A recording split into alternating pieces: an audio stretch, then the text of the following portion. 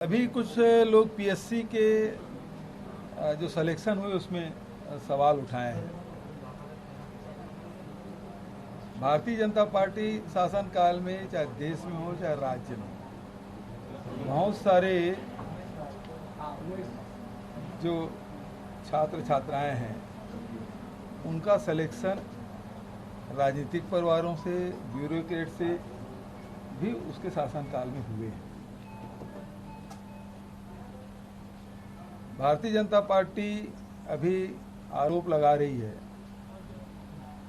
और जिस प्रकार से सोशल मीडिया में जो बातें कही जा रही है वो बेहद दुर्भाग्यजनक है, क्योंकि कोई भी सेलेक्ट बच्चे हैं, यदि वो राजनीतिक परिवार के हैं या ब्यूरोक्रेट से कहें, ये कोई अपराध नहीं है। उस परिवार से संबंधित होना क्या वो अयोग्यता का परिचायक है। और यदि उनके पास, भारतीय जनता पार्टी के पास कोई तथ्य है, उसे सामने लाया जाना चाहिए, उसकी जांच कराएंगे।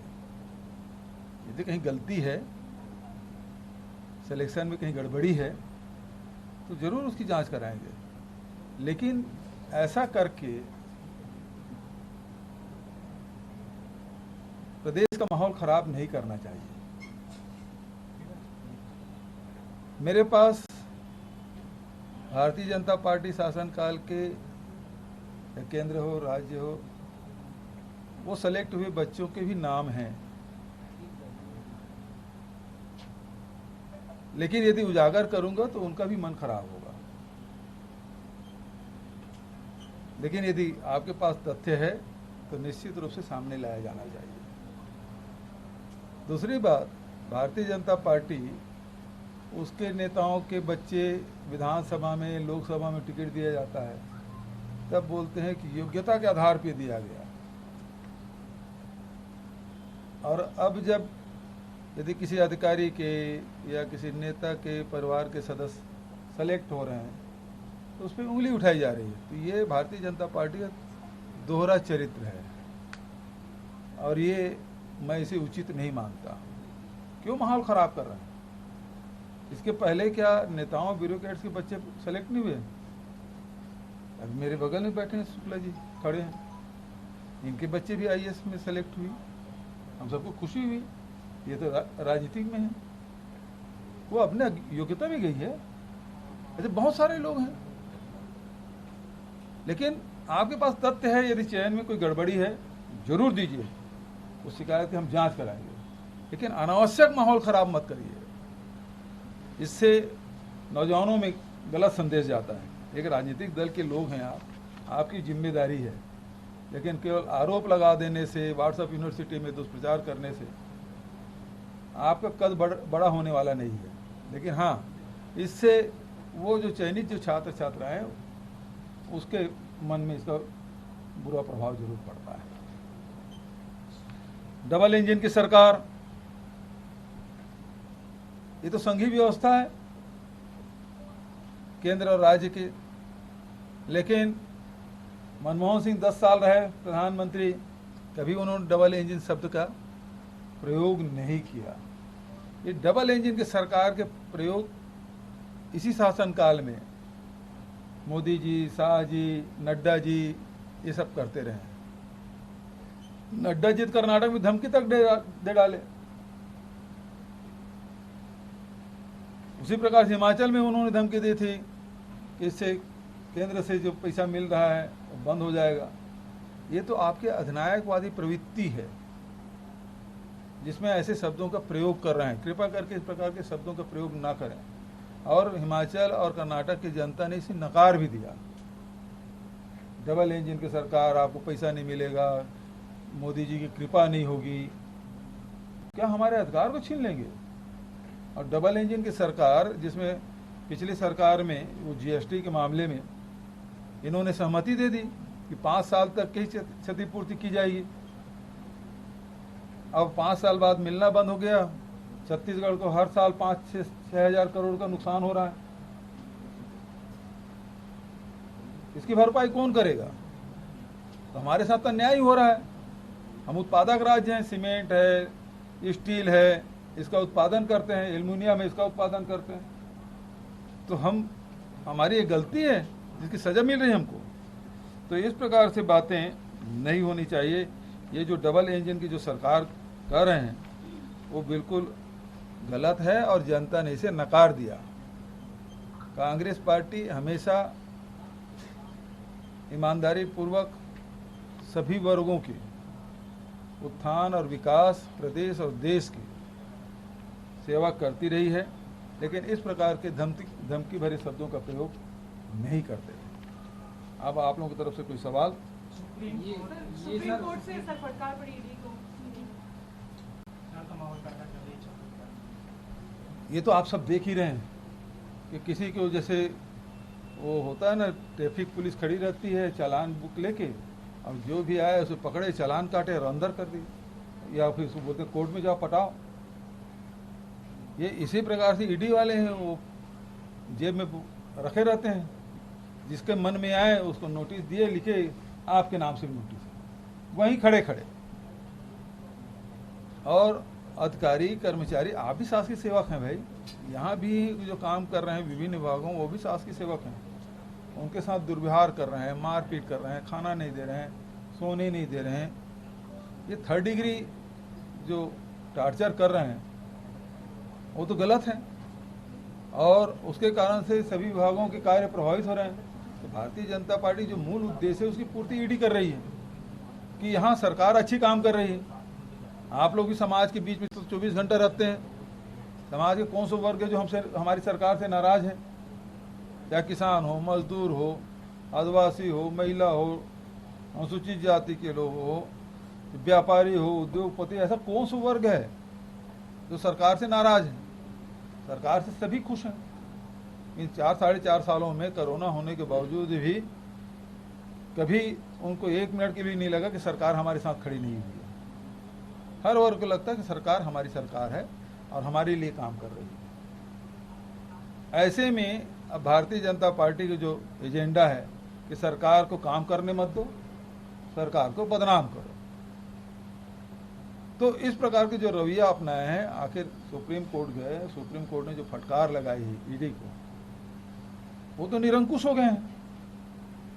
अब उसके बाद भी नहीं सुधरे तो सुप्रीम कोर्ट तो है ही, देख रहे हैं। तो इस प्रकार से ये जो अपने अधिकार क्षेत्र से बाहर जाके काम कर रहे हैं, बस आपने कोर्ट में जो अच्छी बात कही कि चुनाव आ रहा है और इस कारण से हरकत कर रहे हैं, क्योंकि अभी जो शराब के मामले में जो जांच कर रहे हैं, आईटी ने 2020 में जांच कर ली थी और सारे लोगों से बयान ले लिए थे और उसमें कुछ हुआ नहीं। अब उसी व्हाट्सएप को लेके उन्हीं लोगों को पकड़ के पीट के उससे जबरदस्ती बुलवाया जा रहा है। अब उसमें एक आदमी को दबा डरा के, या कोई आदमी दबाव आ गया और आपका नाम ले दिया, किसी भी नाम ले दिया, तो उसके यहाँ चूंकि उन्होंने कहा है, बयान में दिया है, आपका नाम लिया, तो आपके पास पहुंच गया। आप किसी और का नाम ले दो तो उसके पास पहुंच जाएगा। अच्छा हुआ यहाँ भारतीय जनता पार्टी के नेताओं का नाम नहीं लिए, पता नहीं क्या करते हैं। सर, ये राष्ट्रीय रामायण महोत्सव आप लोग कराने जा रहे हैं, किस तरीके का उद्देश्य है? उद्देश्य यही है, देखिए छत्तीसगढ़ में भगवान राम सबसे ज़्यादा समय वनवास काल में बिताया है। ये उनका ननिहाल भी है। राम वनगमन पर्यटन परिपथ भी बना रहे हैं। रामायण प्रतियोगिता भी हम लोग उनका कराए, और ये रामायण महोत्सव हम लोग करा रहे हैं, जिसमें देश के विभिन्न राज्य के कलाकार आएंगे, उसमें प्रस्तुतियाँ देंगे, विदेशी कलाकार भी आएंगे, क्योंकि रामायण का प्रभाव, राम का प्रभाव केवल हिंदुस्तान में नहीं बल्कि इसके बाहर भी, अन्य देशों में, तो उन देशों के कलाकार भी यहाँ आएंगे। अभी आपने देखा होगा कि राजिम कुन्नी में माघी मेला में हमारे पड़ोसी देशों के भी कलाकार आए थे, प्रस्तुतियाँ दी थी। तो रायगढ़ में 1, 2, 3 तारीख को इसका आयोजन है, आप सब उसमें आमंत्रित हैं। बीजेपी के सरकार चुनाव को देखते हुए रामायण कराया जा रहा है। लोग बोला राम वनगमन परिपथ अभी शुरू किए हैं क्या? 3-4 साल से चल रहा है। गोधन न्याय योजना अभी शुरू किए हैं क्या? पिछले 3 साल से चल रहा है। तो हम लोग चुनाव के हिसाब से नहीं करते, वो तो जो लोक संस्कृति है, लोक कला है, उसको बढ़ावा देने के लिए लगातार हम लोग काम कर रहे हैं। पहले तो छत्तीसगढ़ को या खदानों के नाम से जाना जाता था या नक्सलियों के नाम से जाना जाता था। अब दूसरे मामलों में भी लोग दांतों तले उंगली दबा लेते हैं कि छत्तीसगढ़ में ये सब चीज़ें हैं। किसी को पता ही नहीं था कि छत्तीसगढ़ में क्या क्या है। अब हमारी सरकार आने के बाद उन सब चीज़ों को हम लोग सहेजने के भी काम कर रहे हैं, उसे संवर्धित भी कर रहे हैं और उसे दुनिया के सामने प्रस्तुत भी कर रहे हैं। अच्छा बेमेतरिया जी पूछिए। सर ये मेरा एक सवाल था। हाँ कल सर माधपुर बैठक हुई मुख्यमंत्री निवास में, सर उसके पीछे का कोई खास मकसद है? अरे गजब की कहानी बन गई भाई, जितने मुंह उतनी बातें। सर चर्चाओं का बाजार बहुत गर्म है, आप ही बता देंगे तो कितना टेम्परेचर बाहर हाई था ऐसा बता रहे थे कि हाँ बहुत ज़्यादा टेम्परेचर हाई हो गया था, जितने पत्रकार उतनी स्टोरी सोशल मीडिया में अभी भी भरी पड़ी है। अभी भरी पड़ी है। देखिए मुख्य रूप से बात यह है कि आने वाले समय में हर संभाग में कार्यकर्ता का सम्मेलन होना है और उसके तिथि, उसको किस प्रकार से आयोजन करना, इसके बारे में विचार विमर्श हुआ। दूसरी बात है 21 तारीख को भरोसा सम्मेलन और महात्मा गांधी जो हार्टिकल्चर यूनिवर्सिटी है जिसको 85 वर्षगांठ में हम लोग घोषित किए थे, उसका शिलान्यास करना है। और उसके बाद भरोसा सम्मेलन में राजीव किसान न्याय योजना, राजीव गांधी भूमिहीन श्रमिक न्याय योजना, गोधन न्याय योजना और अब तो शहरी क्षेत्र नगर पंचायतों के भी मजदूरों को हमने जोड़ा है। फिर राजीव युवा मितान क्लब, ये सारे राशि के वितरण भी उस दिन होना है। राजीव जी का शहादत दिवस भी है। तो इसमें अब हम लोग कोशिश कर रहे हैं कि कोई राष्ट्रीय नेता आ जाए तो इसकी जिम्मेदारी हमने आग्रह किया शैलजा मैडम को कि आप ही, चूँकि अभी कर्नाटक में सब लोग व्यस्त हैं, बात भी नहीं हो पा रही है। आप चूँकि दिल्ली जा रही हैं तो वहाँ मुलाकात होगी, तो चाहे वो राहुल जी हो चाहे खड़गे जी हो, जिसको भी यदि उनके पास समय हो तो निश्चित रूप से आमंत्रित करिए छत्तीसगढ़ की तरफ से। सर ये तो इसमें संगठन में भी फेरबदल की अटकलें लगाई जा रही हैं। ये अच्छा जितनी बातें भी मैंने बता दिया। सर ये वंदे भारत ट्रेन जो है ईडी की कार्रवाई चल रही है, आपने कहा भी कि ताबड़तोड़ कार्रवाइयां होंगी, लेकिन इसको लेकर कोई निष्कर्ष, कोई रणनीति बनी है क्या शैलजा जी?